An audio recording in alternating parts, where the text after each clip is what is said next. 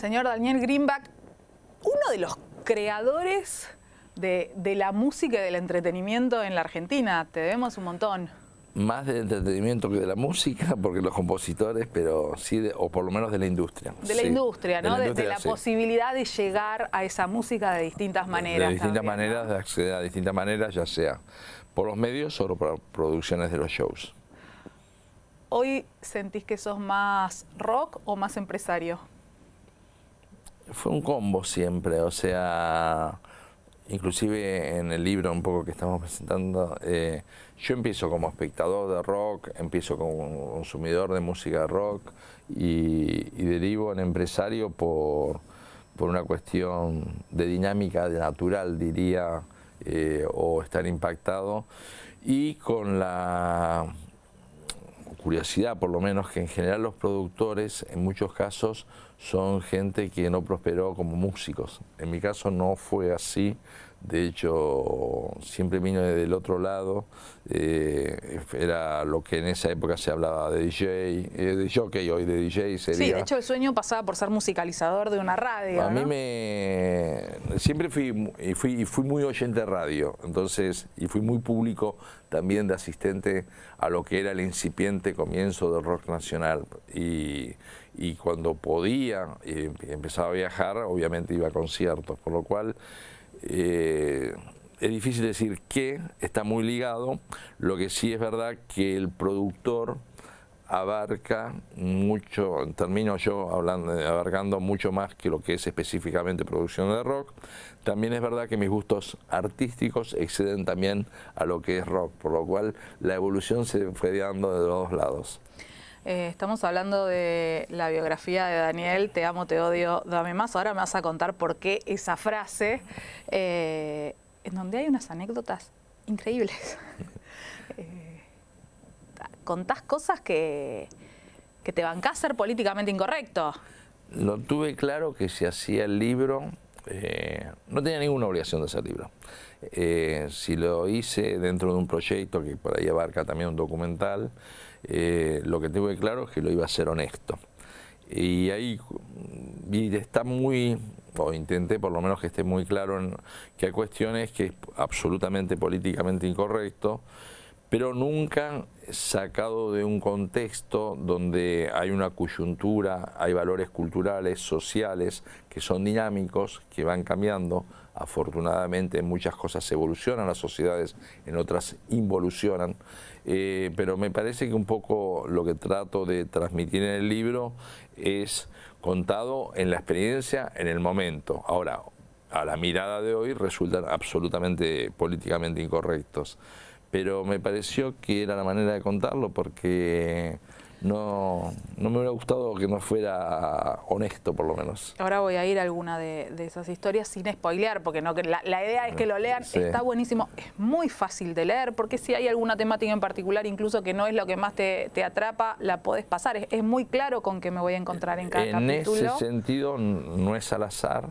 Cuando trabajaba el libro y trabajaba sabiendo que abarqué un mosaico de actividades de productor teatral, dueño del zoológico, fútbol, dije, bueno, puede ser que al lector este capítulo no le interese, y si bien respeta un orden cronológico, o trato de respetar un orden cronológico, vos te podés saltear el capítulo y no pasa nada. Por más que en general, por más que la temática no te interese, siempre traté de ponerle algunas reflexiones en algunos, en cada capítulo, aunque suponete, no vengo de artística, pero tiene un par de cuestiones de fútbol, no te interesa el fútbol, pero dentro del fútbol hay reflexiones que tienen que ver con generales de filosofía de la ley o pensamientos míos, ¿no? Sí, y con distintas cosas que te fueron enseñando a lo largo de tu vida. Parece mucho de ese aprendizaje que fue quedando. Vos hablás de un orden cronológico. En todos los capítulos hay anécdotas que tienen que ver con el momento que estás contando o con otros, ¿no? También hay algunas cosas geniales. Te quiero preguntar el te amo, te odio, dame más. Se desprendió de la letra pepenina, por supuesto, que es una letra que habla de una historia mía, y buscando títulos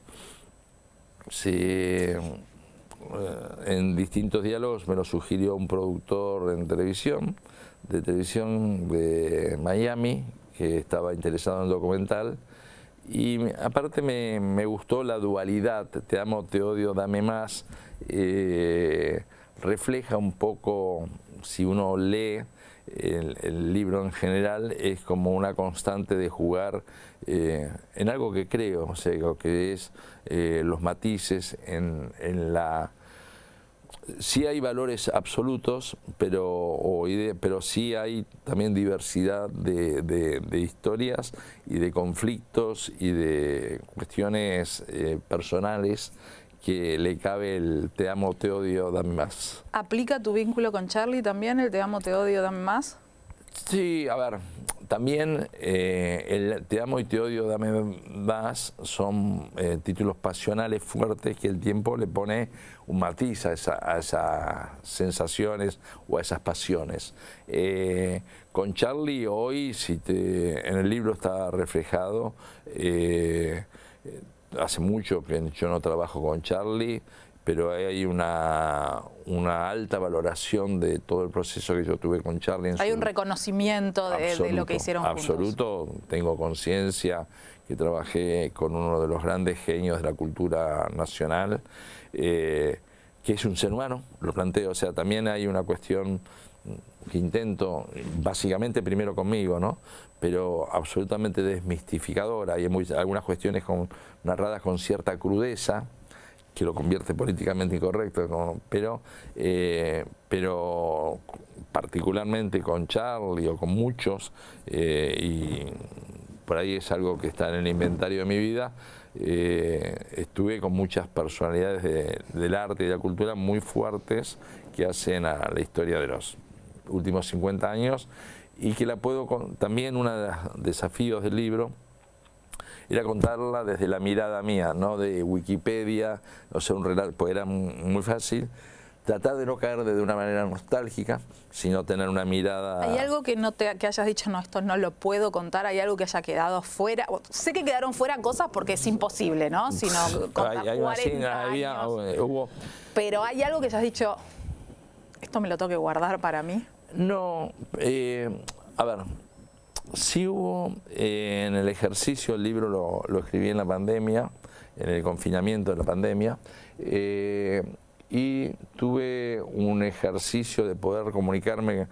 Me hice primero un esqueleto de qué temas tomaba como prioritarios y que quería tomar, y llamaba por teléfono a cuestiones que la memoria obviamente a veces te traiciona, y para reafirmar o ver si mi mirada... Y sí, era muy interesante hablar con gente que hacía 10 o 12 años que no hablaba y por ahí del mismo hecho tenía otra mirada. Y a veces esa confrontación de idea me permitía ampliar el espectro de lo que iba a relatar. Y también, en ese sentido, yo creo que uno es dueño de su historia, pero en tanto y cuanto la comparte con otro, hay una parte de que tomé los recaudos que si el otro, que fue mi cómplice en esa historia, se podía sentir incómodo o no gustarle, luego de preguntarle, lo respeté y prevaleció el respeto a mi cómplice de esa historia. Ahora un rato voy a ir a este documental y cómo va a ser, pero vos fuiste productor en la Argentina cuando no existía ser productor en la Argentina. O sea, abriste un camino ahí. En la escala que había el nivel de profesionalismo, de exigencia, y sí, me obligó la dinámica, el aprendizaje. Hay un constante... yo tengo claro que tanto en los medios como en el entretenimiento, la única constante es la dinámica del cambio. Entonces, que estamos acá en un medio absolutamente de lo más leído y que no sale en papel. Y en realidad es una transformación mía muy de una mente analógica a pasar a una mente digital. Hay un planteo que haces que es muy interesante en el libro, que tiene que ver con la actualidad y cómo los algoritmos nos dicen qué escuchar. o qué consumir. Y hay ahí un cuestionamiento, ¿no? Hay un cuestionamiento que tiene que ver con... Nosotros creemos que y es real que en algún aspecto las redes nos dieron libertades y posibilidades y visibilidad a un montón de cuestiones, y a la vez es verdad que nos dio una dependencia y nunca hubo medios tan contundentes, tan medibles, potentes, ¿no?, como Google, YouTube, o sea que son de un patrimonio de dominio sobre los impresionantes, y que los algoritmos hacen que si yo estoy escuchando en Spotify determinada música, me sugiere música afín. Si veo en una plataforma una serie, me sugiere una serie o una película de ese tipo. Y lo que yo ahí veo es que te vas vos, por tu propio gusto, cercenando de una información más amplia. Entonces esos algoritmos me parece que van limitando y haciéndote perder la identidad y la personalidad. Te estereotipa demasiado, te hace demasiado cliché. Y me parece que un poco, o por lo menos el planteo es tratar de salir del cliché de lo que te va determinando el algoritmo. Ahora voy a volver a esto, a este momento de la industria, porque me interesa increíblemente tu opinión. Pero voy primero, recién planteabas, ¿no? O me quedo acá, ¿no? En este momento. Las nuevas camadas de músicos, chicos, tienen la libertad, es verdad, de presentar su música sin que una discográfica te toque con la varita mágica. Y a la vez tienen la presión de cada 2 semanas estar sacando un tema nuevo porque hay una cantidad de contenidos, la oferta es enorme. Y a veces charlo con ellos, la presión que tienen con las métricas. ¿Siempre fue así? No, obviamente cuando no existían, no es real lo que esto. También hay una confusión muy grande de lo que es los seguidores, los likes, las aprobaciones, en todas las plataformas, en ese sentido, que confunden bastante a la industria. En realidad, cuando no existían las cuestiones digitales, uno tenía por ahí el consumo de discos en formato físico, y era mucho más tangible cómo se trasladaba eso, por ejemplo, a venta de shows o de tickets de shows.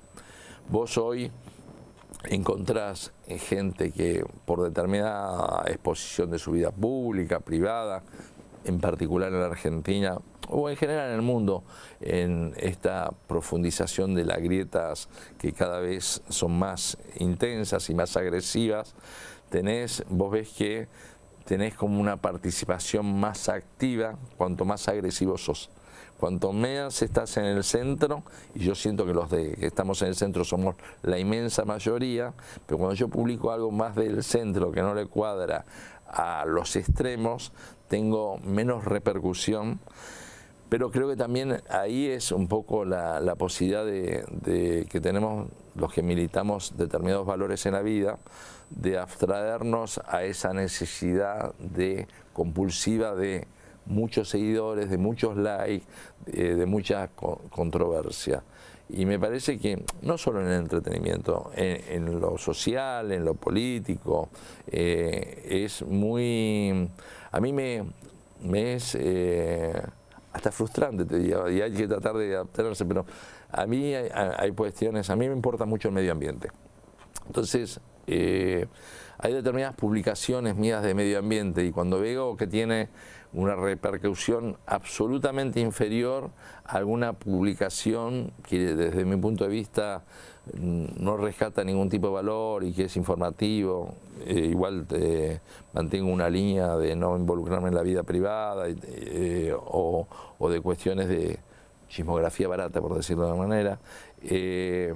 Pero me frustra cómo la gente está necesitando sangre o algo que sea de un impacto. Ocurre lo mismo con hay mucha confusión, a ver, soy mujer, me pongo en bolas y probablemente me suban considerablemente los seguidores. eso no te traduce ni en consumo de la curaduría, ni en que las marcas te van a seguir si vos tenés eso, ganas de monetizar tus plataformas, tus cuestiones. No te va a traducir si sos actriz, cortar cantante, tickets en un teatro. Que tenga un correlato con que te dispare ese mayor seguimiento a un correlato con tu vida artística. Por lo cual, la lectura y la curaduría de lo que publica me parece que amerita de mínima a los que, y sin perder la perspectiva que es un medio y no un fin, antes, como las redes terminan siendo eso, no perder el objetivo de lo que estás buscando. Entonces, a veces en ese afán desmesurado de incorporar seguidores, de incorporar posteos que tengan muchos aprobaciones o likes, me parece que no tiene un correlato obligado a que tu objetivo se cumple a través de eso, en primer lugar. En segundo lugar, también creo que es tan vertiginosa la información que se recibe que cada vez estamos, o las generaciones, reciben más informaciones pero reciben menos ideas. Es una cuestión, es una paradoja, pero estamos inyectados de continua información, pero dentro de esa información muy poco análisis y muy poca reflexión, muy pocas ideas, por más que no sean las ideas que vos comulgás. Entonces, me parece que en ese sentido también las redes, a las cuales, vuelvo a repetir, no es de ninguna manera,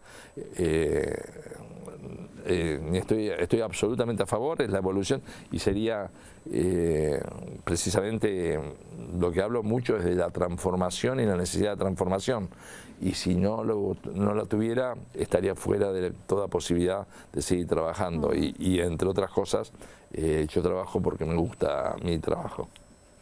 Y está buenísimo, y eso se traduce después en lo que haces. ¿Siempre te gustó tu trabajo? En general siempre trabajé, tuve la suerte de poder elegir lo que me gustaba.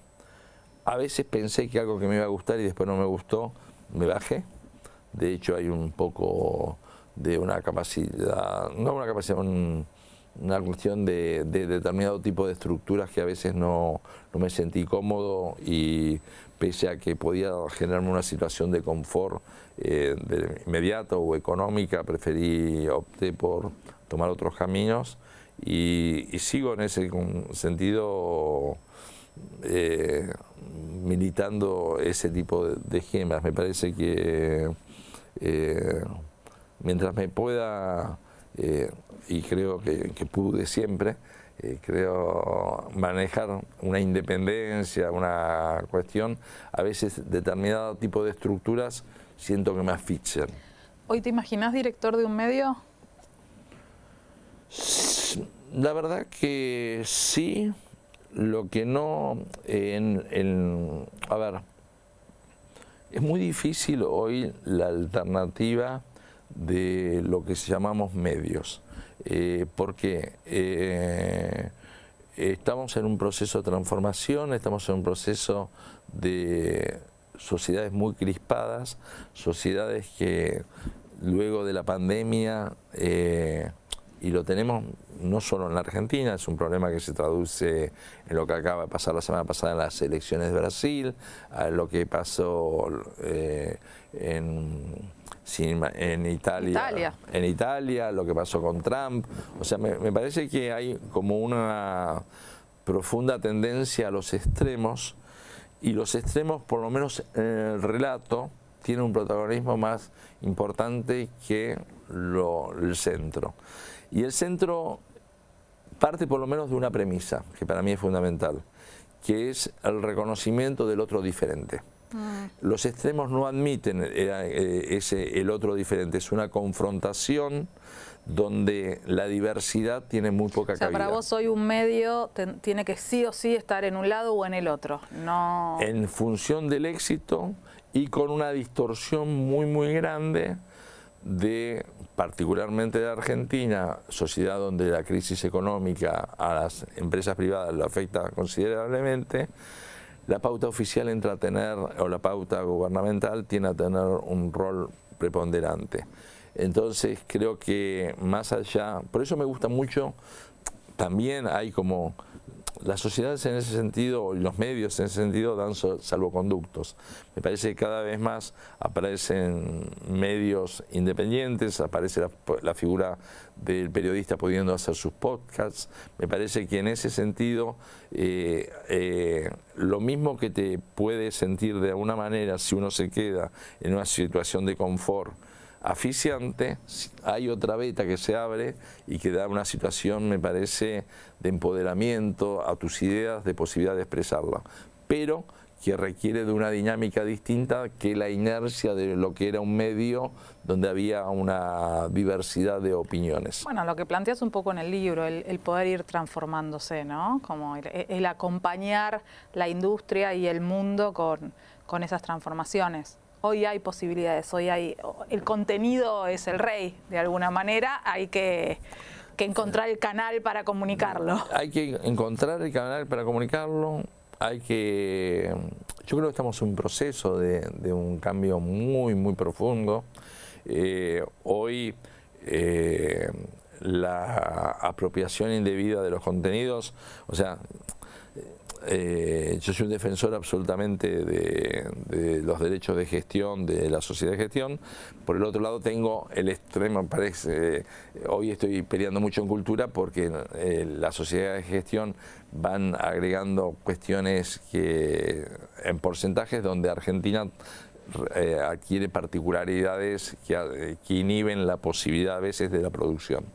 Pero creo que hoy entran a ocurrir cuestiones donde el aprovechamiento o la apropiación de contenidos de editoriales, por ejemplo, por parte de Google, ya en la Comunidad Europea hay muchísimas regulaciones que lo limitan. También es verdad que la cuestión online permite que afloren. Yo soy lector bastante, me divierte, pero estoy suscripto a 15 publicaciones independientes del mundo donde quizás me da una información que los medios convencionales no los tengo. Hablaste de la industria local. ¿Es difícil hacer un show hoy acá? Un show, un espectáculo. Pareciera como espectadora que estamos en un buen momento, ¿no? Hay una oferta enorme de distintas propuestas. Quiero el otro lado. No, a ver, hay una cuestión de una necesidad post-pandemia muy importante de la gente salir. Lo vemos en los shows, lo vemos en los restaurantes y lo vemos también en determinado nivel socioeconómico. También es verdad que se juntó un tráfico de artistas muy grande porque hubo 2 años de cancelaciones por la pandemia, plus lo que en forma dinámica salían ahora, se juntó mucha sobreoferta. En particular en Argentina también, con el efecto Coldplay o lo que está, el haberse abierto por el Mundial el estadio River y la incorporación de la arena Movistar, que es un lugar muy amigable, que a la gente le gusta ir, me parece que le dio un plus también a la industria local. Por el otro lado, también, y esto lo estoy notando, o sea, cada vez los empresarios que trabajamos con las cuestiones internacionales tenemos muchísimas más trabas. Algunas locuras, por ejemplo, que la sociedad de gestión de los directores de cine pretendan por el uso de pantallas inventar un cobro de derechos es algo que no existe en ninguna parte del mundo. Explícamelo, por las pantallas, por las pantallas que vos ves en los shows. Por la pantalla que yo veo en el show, que hace que el que está atrás vea esa pantalla. O a veces que sean parte de un espectáculo. Pero vos le pagaste a un director y el director en general sigue cobrando en la proyecto. Sean contenidos que se generaron especialmente para el show. Hoy hay un conflicto que tenemos la Cámara de Empresarios con DAC por un reclamo de un derecho de gestión que no existe en ninguna parte del mundo, y con la paradoja que las plataformas no le están pagando, que es lo que tendrían que pagarle a los directores. Entonces hay como distorsiones donde Argentina en particular, lo digo en particular por esta contradicción, o sea, Sagaí es un derecho genuino de los actores y lo reivindico absolutamente. Ahora, si yo paso un clip y se contrató a un actor, no es el hecho por el cual el actor ejerció el trabajo. En cambio, en un film que se reproduce por una plataforma que no estaba contemplando cuando se filmó, me parece justo el reconocimiento. Entonces hay como una distorsión en este mundo tan cambiante y tan dinámico de los espectáculos, de los medios, que todavía le está costando acomodarse. ¿Cómo se hace en un escenario de crisis como el que estamos atravesando, como hace un empresario, para pensar una muestra, un show, algo para abril del año que viene? Estamos en noviembre. Es complejo. De hecho, a mí que una de las áreas que empezamos a abarcar dentro de la empresa muy firmemente, que son las exhibiciones y exposiciones, que tuvimos un éxito extraordinario con Van Gogh, ahora tenemos Banksy, que es extraordinario, pero todavía no tengo problemas para girar, lo cual me daña doblemente. No poder girar los fondos de lo que le pertenece a los que me cedieron los derechos para poder reproducirlo, que son un honorario artístico que tiene la forma de una propiedad intelectual que, bueno, y estoy con problemas. Arranqué hoy a la mañana casualmente hablando sobre este tema y es verdad que obviamente hay una escasez de divisas absolutas, es verdad, pero que también se creó un dólar llamado Coldplay, que yo lo llamo absolutamente el dólar cultural, lo pondría, y que ya de por sí al exterior, cuando hablamos y planteamos de que este impuesto, que no existe en ninguna parte del mundo, se generaba en Argentina, y luego de discusiones y de que convencerlos, porque es la manera de poder trabajar en el país, no estoy pudiendo girar. Entonces, lo que tenía programado de que arrancaba en enero, post Banksy en la rural, hoy no estoy pudiendo arrancar. Entonces, plus agregado, y esto tiene con una cuestión más grave que solo el espectáculo, que es que se empieza a notar un proceso recesivo, pero que no se manifiesta en los espectáculos, se manifiesta en los consumos en los supermercados, se consume en los consumos de alimentos. Entonces, nosotros, obviamente el entretenimiento, la cultura viene después de que la gente satisfizo la alimentación, la educación, la salud. Entonces, entra dentro de esta política de parches sobre parches y esta escasez de políticas económicas a resentirse el poder de consumo de la clase media. Y esto se está viendo ya en las entradas. Se está viendo. Porque, no sé, vos ves Coldplay, agotadísimo. Serrat, me fijé el otro día, agotadísimo. Pero estamos hablando de todos los shows que se vendieron. Hay entradas de 30.000 pesos. Pero estamos hablando de shows que se vendieron hace 6, 8 meses. Okay. O Coldplay un año. En lo nuevo que está saliendo se está notando una recesión importante con respecto a lo que pasaba hace 6 meses. Y nosotros siempre decimos que la primera boca de urna en cuanto al poder de consumo de la gente es la capacidad de consumo de entretenimiento. Porque venimos después de todas estas actividades. Sí. Hoy se siente... Si no puedo pagar el colegio, no puedo pagar la prepaga, difícilmente voy a poder ir a una exposición o a... y obviamente hay una inflación desatada que hace que el poder de consumo de la gente se va recortando porque las necesidades básicas las tiene que cubrir primero. ¿En ese escenario vos estás repensando tu año 2023? Lo que pasa es que yo tengo bastante trabajo en el exterior y de hace bastante, ¿no? Desde antes de la pandemia trabajaba mucho en Europa con franquicias de Disney, haciendo conciertos, lo cual lamentablemente lo que estoy repensando es cuánto hago en la Argentina. Y cuánto hago en la Argentina me duele porque es cuántos puestos de trabajo genero en mi país, porque me gusta trabajar en mi país, porque opto por vivir en mi país pudiendo vivir afuera. Entonces, en ese sentido me parece que... Y lo que también siento y me ofende como ciudadano es, y obviamente no milito Milei, quiero recalcarlo evidente, pero sí veo como una desconexión absoluta cada vez mayor entre la política y las necesidades de la gente. Me parece que está habiendo como una falta de interpretación y no patrimonio de ninguno de los sectores mayoritarios de la política, pero que veo que cada vez hay un alejamiento más profundo a las necesidades de la gente. Y para mí, que creo firmemente en la política, la única manera de... Yo no quiero que no exista política, quiero más y mejor política. Y creo que cada vez ese axioma nos alejamos bastante más. En personalismos, en falta de... Estamos de los dos lados, ofende con este nivel de como ciudadanos, como en este nivel de crisis que estamos viviendo, la falta de propuestas para salir de estos problemas y en discusiones y en discursos que son absolutamente de trinchera, de cuestión, pero que en el imperio de las ideas, en el imperio de los proyectos, en el imperio de programas de gestión y de gobierno, veo una carencia absoluta.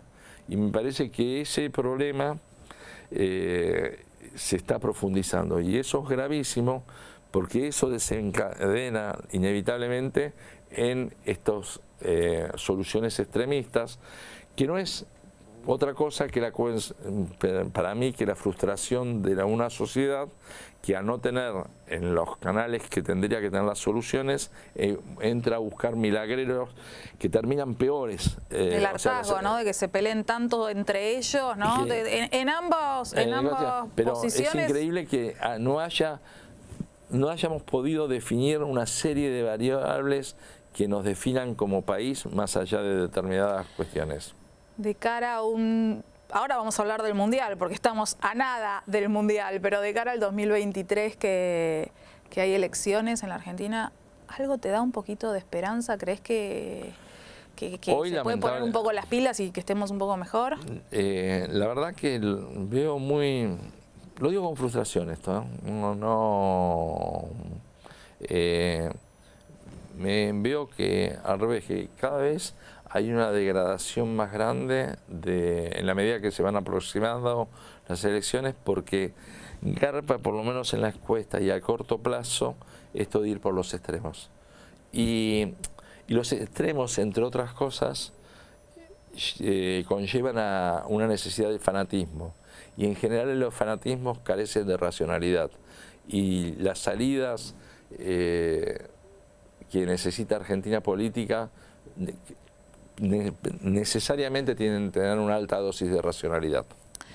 Vos trabajaste en los 70, en los 80 y ahí salió una camada de artistas maravillosa en realidad, con tanto que comunicar y había tantas ganas de decir y de escuchar, tanta necesidad. ¿Cómo ves a la generación actual, a la que le está yendo muy bien en el mundo, ¿no? ¿También tienen algo para decir? Sí, para mí hay mucho que decir. Creo que esto es una de las partes positivas de lo del mundo digital, es que democratizó la posibilidad de acceso internacional. Creo que Argentina está generando muy buena música. Creo que tenemos desde... por decir nombres, un Bizarrap, un Nicky Nicole, la rompió hace Woz, Catriel.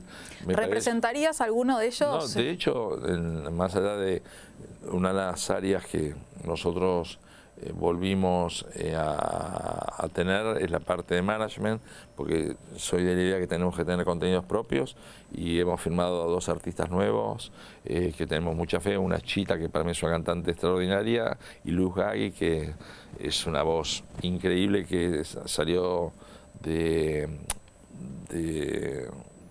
reality de Telefe el año pasado y para mí es una voz suprema y estamos en el proceso de la producción de ambos discos. También acotado porque no queremos sumar artistas, sino vamos a dar un resultado a ese trabajo y incorporado a esta cuestión de la internacionalidad. Pero o sea, confías en esta camada, ¿no? Yo que confío tienen absolutamente. Una fuerza los pibes tremenda. Es impresionante y nunca, y hay otro factor más que me parece, nunca se consumió tanta música.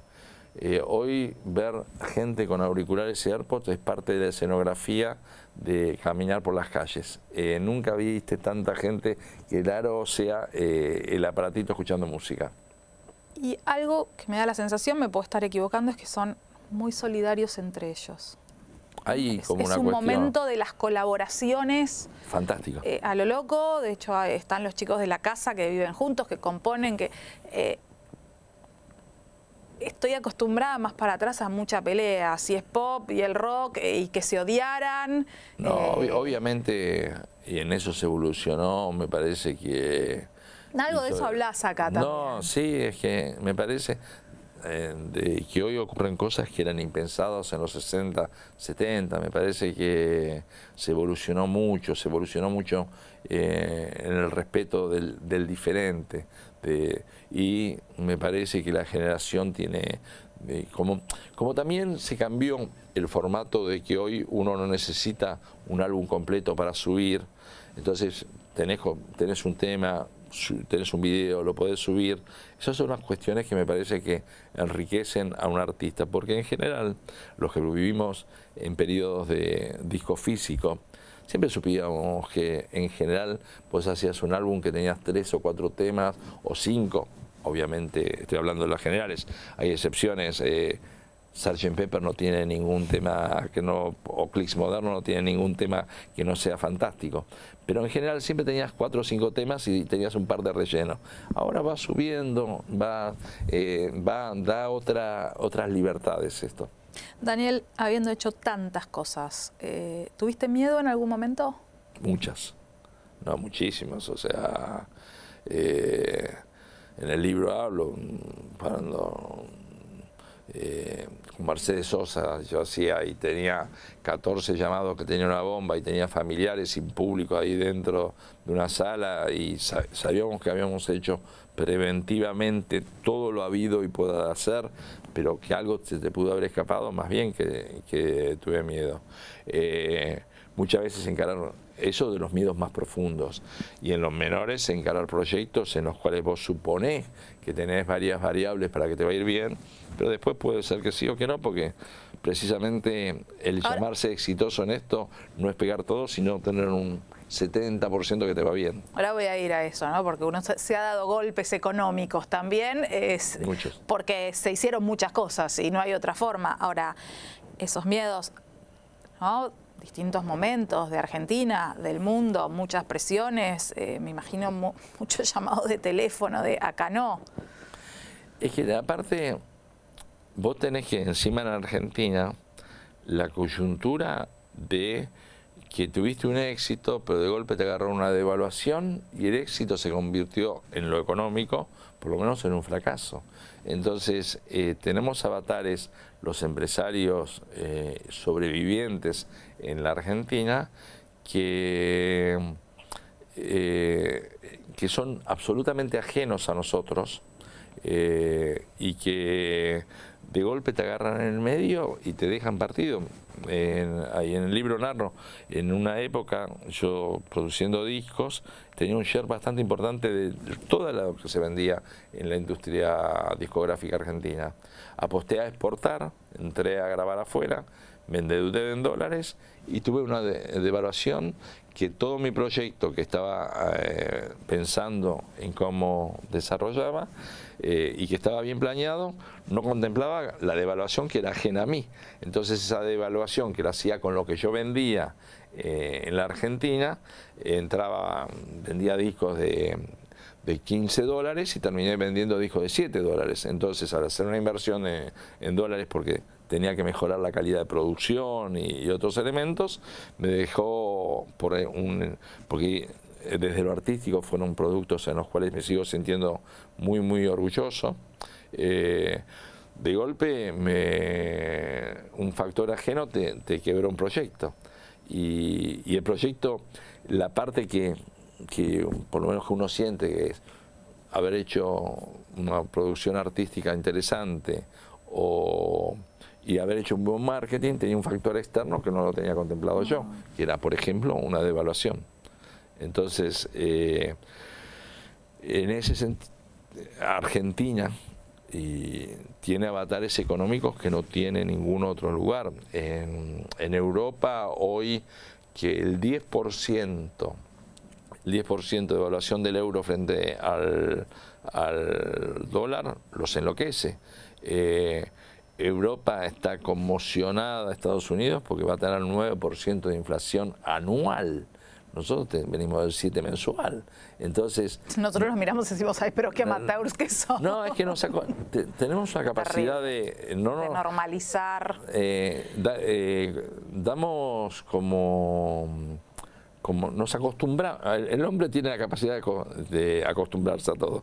Entonces damos como cuestiones que ya no nos sorprende, cosas que son para el mundo normal. Vos cerrás hoy con un artista para el año que viene, Dua Lipa. Sí, cerrás un monto en dólares y ella quiere ese monto en dólares, pase lo que pase en la Argentina de acá a julio del año que viene. Exacto, en general sí, y eso me llevó a mí a varios quebrantos de distintas devaluaciones que hubo, habiendo formado un cachet. Los negocios internacionales se manejan en dólares,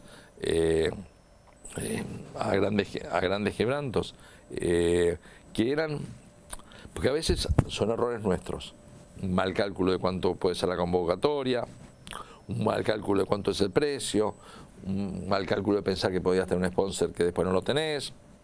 Esos son errores del avatar del ejercicio de nuestra profesión. Pero hay elementos externos que nada tienen que ver con nosotros y la economía argentina durante los últimos 30 años no ha dejado de sorpresa tras sorpresa. Entonces, ¿cómo se le explica a un artista, como en este caso vos hablabas, los derechos intelectuales, no te puedo girar la plata porque tengo algunos problemitas? Y es difícil porque... Sin que piensen que sos un chanta. A ver, porque no ocurre en otra... O sea, este nivel de cuestiones es muy difícil explicar internacionalmente.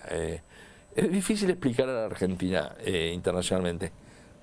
De hecho, hasta el fenómeno del peronismo es difícil explicarlo políticamente, internacionalmente, o por lo menos 20 años atrás.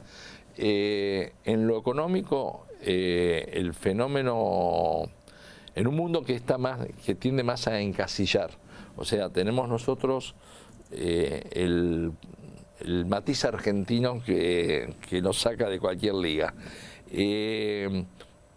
Y el explicar a la economía argentina nos resulta a nosotros, por el cambio constante de reglas, muy difícil. Y lo más grave es que te lleva a una imprevisibilidad para tomar las decisiones. O sea, yo prefiero que sean malas o buenas, pero tener una posibilidad de una mentalidad que sepa con qué reglas voy a jugar. Saber dónde estás parado, conocer las reglas. ¿Cuál sentís vos que es tu mayor acierto artístico en estos años? Te voy a preguntar el mayor y el peor error, ¿eh? No, a ver, hubo muchos a través que están en el libro, o sea, reflejados. Hubo muchos aciertos y hubo muchos desaciertos. Obviamente fueron más los aciertos, si no, no podría, o lo escribiría de otra manera el libro. El libro inclusive traté de que no tenga un carácter nostálgico, porque precisamente siento que en la pandemia o cuando lo escribí, también me ayudó a reflexionar para dónde iba mi empresa, tomando en cuenta que había una dinámica de concentración de lo que era históricamente lo mío de producciones de música sajona, estaba muy concentrado y que tenía ya no competidores locales, sino con grandes ligas del hemisferio norte que me iba a ser imposible.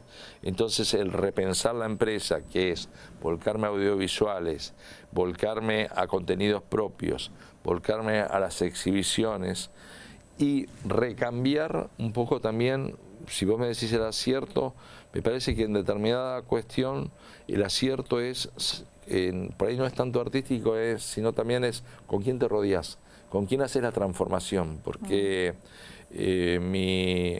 todos tenemos el límite de nuestra intelectualidad, entonces el poder armar equipos de trabajo que te ayornen, que te alimenten, que te ubiquen nuevamente, me parece esas nuevas estructuras son las que te permiten crecer. El mayor desafío, o por lo menos que yo trato, es que yo no seré el límite de mi crecimiento. Y en ese sentido...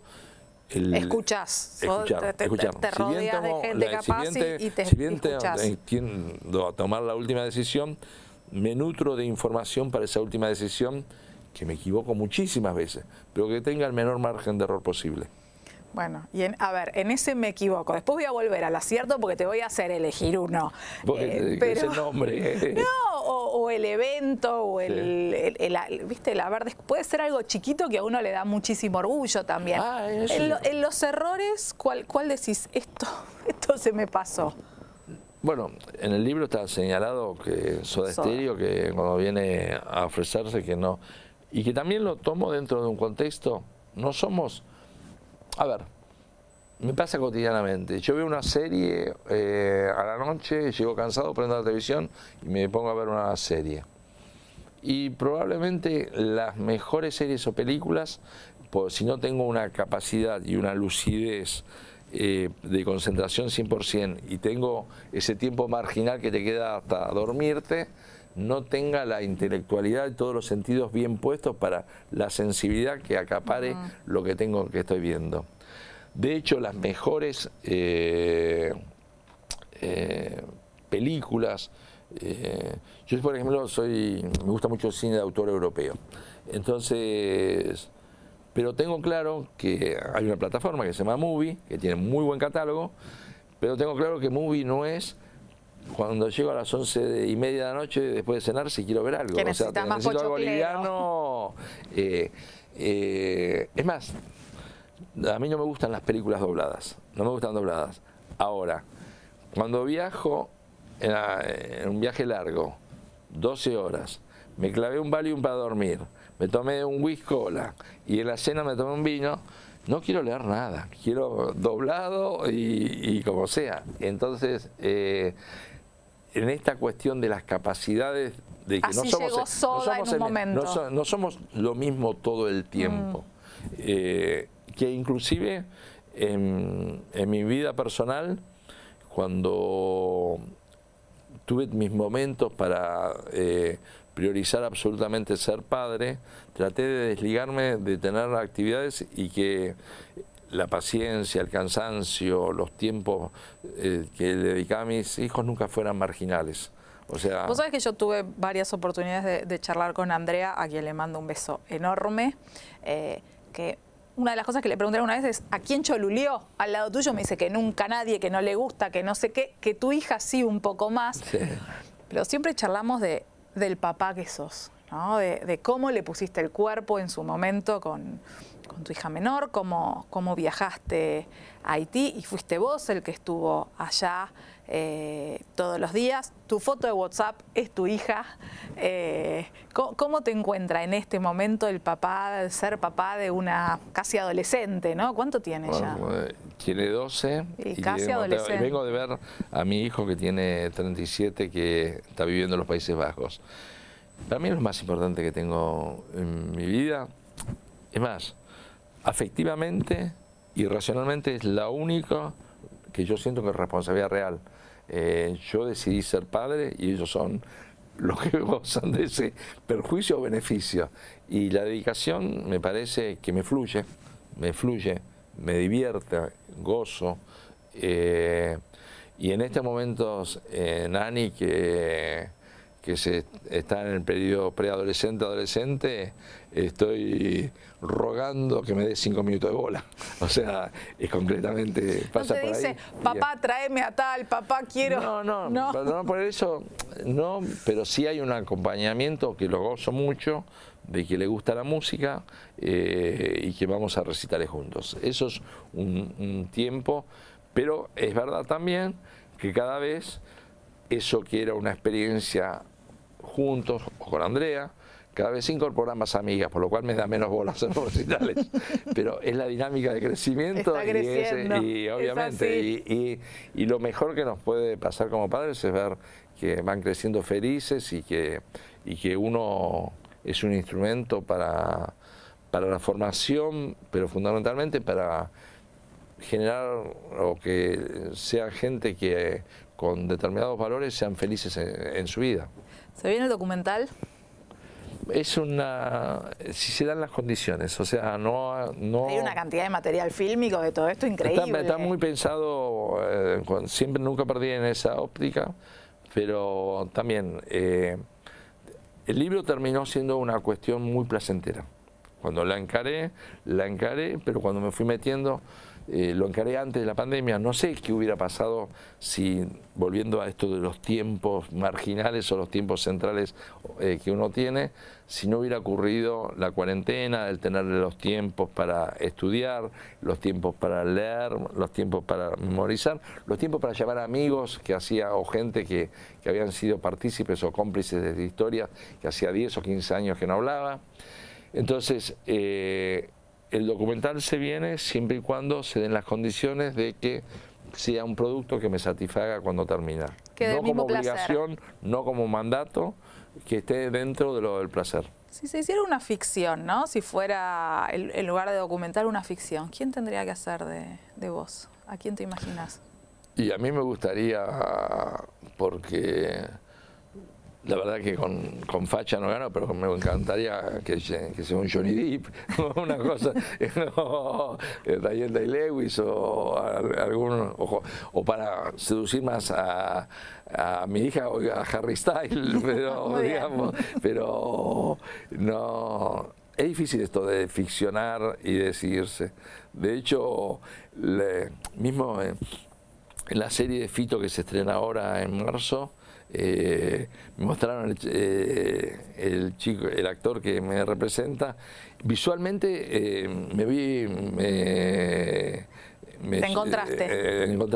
Y cuando se hizo la película Peperina, y como estábamos en un periodo de rispidez con Charlie en particular, que el actor que pusieron, yo jodía, para la inmensa mayoría de los que nos están viendo no sabrán, yo ese día que la bronca que en ese momento me tenían, que iban a poner a Tincho Zavala haciendo de mi papel.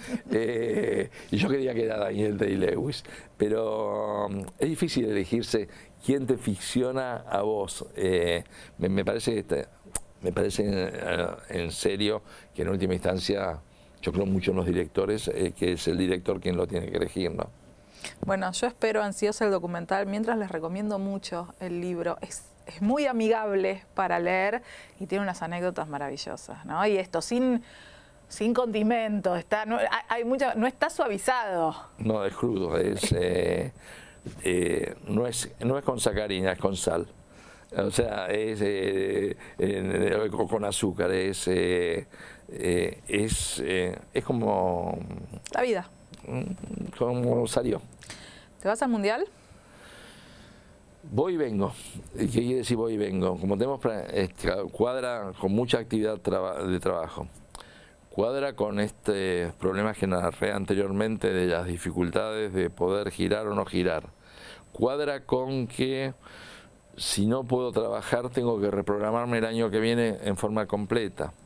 Y también con que hay un periodo de vacaciones que vamos a tomar con Andrea, Ani y mis sobrinas, es el arte de combinar fechas. Entonces, me preguntas, A la mañana te digo que tendría muchas ganas, a la tarde porque sí, hay pero un futbolero, lo sabemos. Me encanta. Hay un futbolero, por supuesto. Yo históricamente iba a todos los mundiales. El único mundial que no fui programado fue precisamente por la adopción de Ani, que fue el Mundial de África, y porque conocía a Johannesburgo y conocía el fenómeno de las barras que había en el 2010, y sabía que no iba a ser una situación placentera porque Argentina tenía su sede en Johannesburgo y conocía que Johannesburgo tiene determinadas cuadras por donde vos podés transitar, pero que se pone denso si te vas de esas cuadras.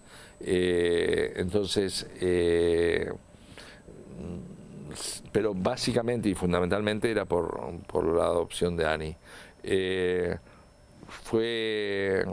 Y Rusia, por cuestiones también un poco personales, pero en general yo siempre fui a todos los mundiales y siempre tenemos un grupo de amigos que vamos a los mundiales. Y a mí el fútbol, que lo amo, lamentablemente el club que yo soy hincha hace tiempo que viene en una caída muy fuerte, que es Independiente, y que siento que cada vez me representa menos. Y esta generación de jugadores que tiene la selección argentina, donde Messi es la cara de saliente, pero me motiva mucho a estar en una posibilidad de éxito o a acompañar un recambio de una generación tan interesante como la que tenemos en este Mundial de Qatar. Entonces, esa es la tentación. Lo otro son los condicionantes. El contexto, lo que decíamos antes. Qué bien nos vendría a los argentinos un festejito, ¿no? Vendría muy bien, con... Que no se use para tapar otras cuestiones. A eso voy. Con que no especulemos llegar al Mundial, porque después que llega al Mundial vienen las vacaciones y entonces... que no dejemos lo importante, o sea, ganar un mundial es importantísimo, es una satisfacción, queda para siempre en la historia, pero tenemos quilombo muy grande los argentinos y ojalá que no haya una especulación de porque hay un mundial, patear para adelante esos tremendos despelotes que tenemos como país y que no sea un uso más demagógico de esta política tan deteriorada que nos agrede todos los días. Yo me puedo imaginar desde hoy al inicio un montón de políticos rezando y haciendo cuanta cábala se les ocurra pensando en que el mundial les dé un poco de oxígeno, ¿no? Es absolutamente así. Haciendo cuentas de cuándo anunciamos, cuándo... Pero esto es lo lamentable. A ver, vivimos cuestionando el Mundial del 78 por esto, por la utilización de que lo que estaba ocurriendo en el país tapado por un Mundial de fútbol. Entonces, salvando absolutamente las distancias, porque vivimos en un sistema democrático y lo tenemos que defender con todo lo que podemos, pero y obviamente mi agenda está día por día qué partido veo, porque al ser futbolero no solo Argentina, sino me interesa ver muchos partidos, que el menú es fantástico de partidos. ¿Andrea acompaña en eso o...? Le gusta, mira, cuando la conocí a Andrea, yo dije, hay algo que se ve. Yo todos los años, cada 4 años yo me voy con mis amigos a los mundiales. Eso no es negociable y no van mujeres. Era el club de Toby.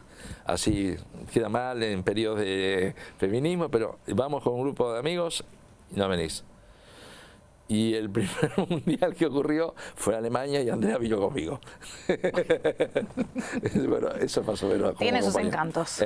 Tiene sus encantos. Más bien, fue un mundial que lo disfrutamos juntos muchísimo, la pasamos bárbaro. Bueno, ojalá el tonto fue el que dijo al principio que no venía a los mundiales, no el que quiso que viniera. Ojalá tengamos esa alegría de los argentinos y ojalá, como vos decís, no se use para tapar otras cosas, por absolutamente. supuesto. Bueno, yo espero el documental. Mientras les recomiendo mucho el libro. ¿Cómo terminas el año? Reacomodando. Con estas avatares que... Con Fito. Muy feliz con toda la actividad de Fito, por varias razones. Por estar trabajando un artista inmenso, que está reivindicando una obra fundamental de la historia de la cultura argentina, y por haber tenido la experiencia de anoche o de estos Movistar, pero fundamentalmente de girar los shows por ejemplo, de Estados Unidos, los shows de España.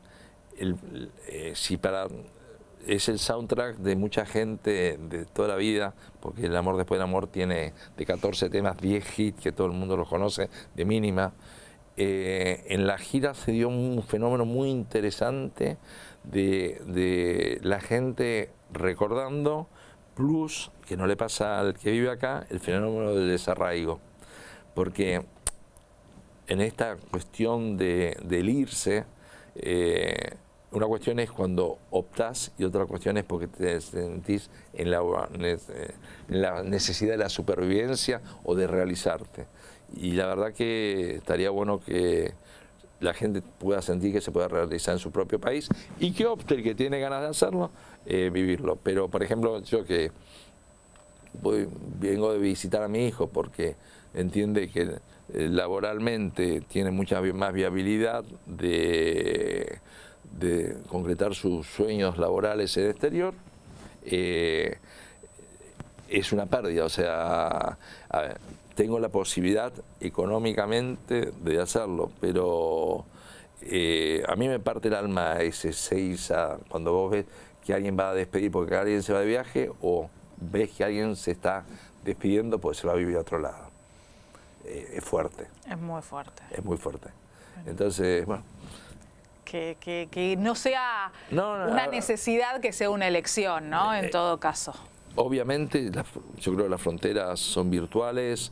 Yo me siento en Madrid o en Nueva York muy como en mi casa.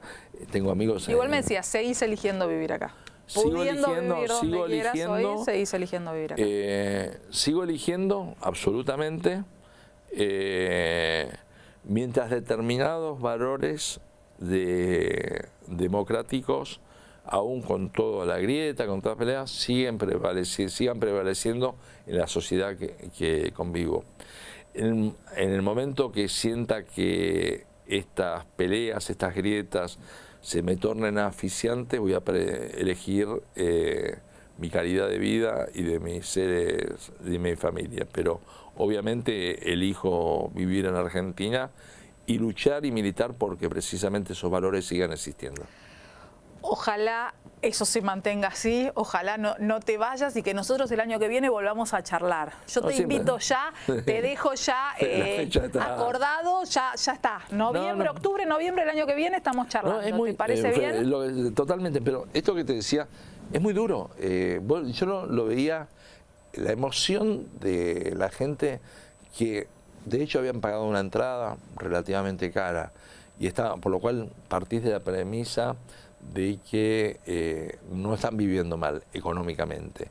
En segundo lugar, el argentino, esto en términos de marketing, es de lo más difícil de incorporar para hacerle una marketing, porque nos incorporamos muy bien a distintas sociedades. El argentino está muy insertado en la sociedad española, los argentinos que viven en Miami o que viven en Nueva York están muy insertados en las sociedades. Si vos vas a otros países latinoamericanos, es más una onda gueto.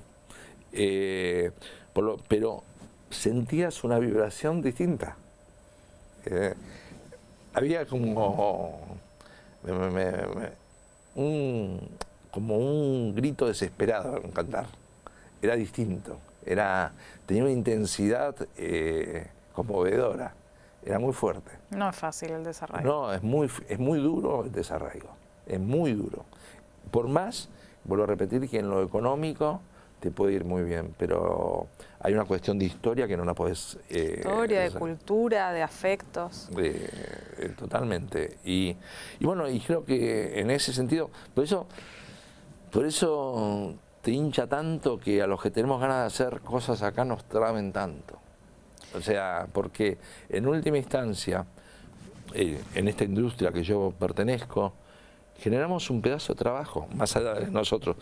Yo tengo la posibilidad de trabajar en el exterior, o sea, real. De hecho, trabajo en el exterior.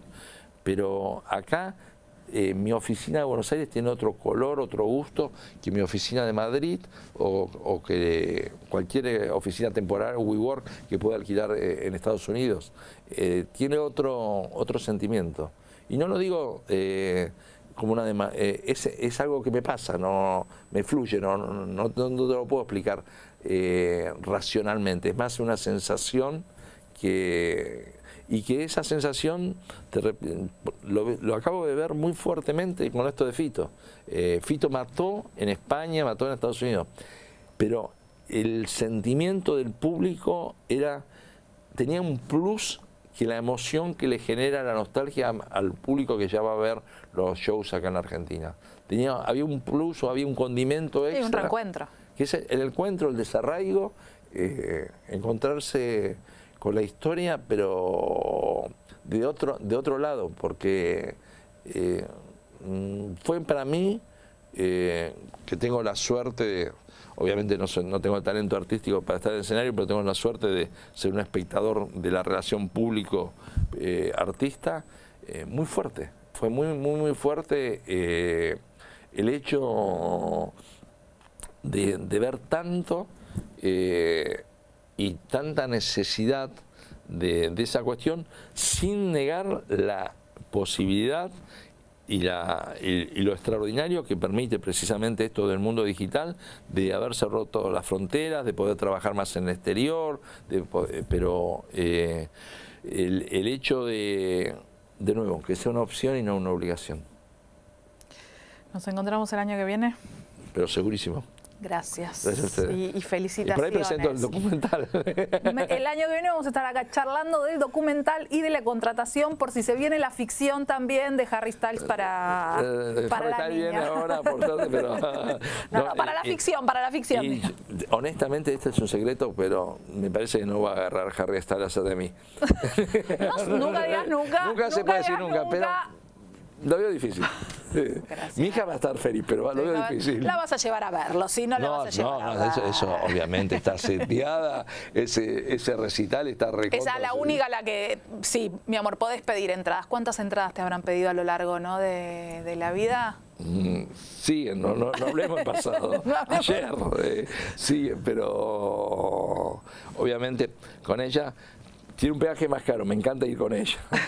O sea, en algún momento van a decir, papá, no jodas, quiero ir con mis amigas.